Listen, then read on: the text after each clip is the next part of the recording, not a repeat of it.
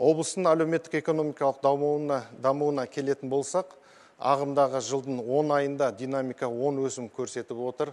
Жалпы өңірлік өнім көлемі 3 триллион теңгеден асты. Өнеркәсіп өнім көлемі 2%-ға артып, 758 миллиард теңгені құрап отыр. Өсім негізінен сүт, тоқыма және электр жабдықтары өндірісінің есебінен орын алды. Бұл ретте Түркістан облысы бөлінгенде негізгі өндіріс орындары Шымкент қаласы аумағында қалып қойғанын атап өткен жөн. Осыған байланысты облыс бюджеті толықтай республикалық бюджет трансферттеріне тәуелді болып тұр. Қазіргі таңда облыс өнеркәсібін негізін тау-кен, яғни уран өндірісі құрайды. Казатомпром ұлттық компаниясы Созақ ауданында күкірт қышқыл өндіретін зауыт салуды жоспарлап отыр.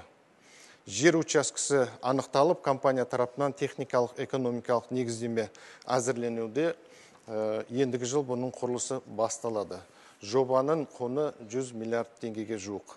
Сонымен қатар облыстың өзіндік кірістерін көбейту үшін бірнеше маңызды жобаларды іске асырамыз деп жоспарлап отырмыз.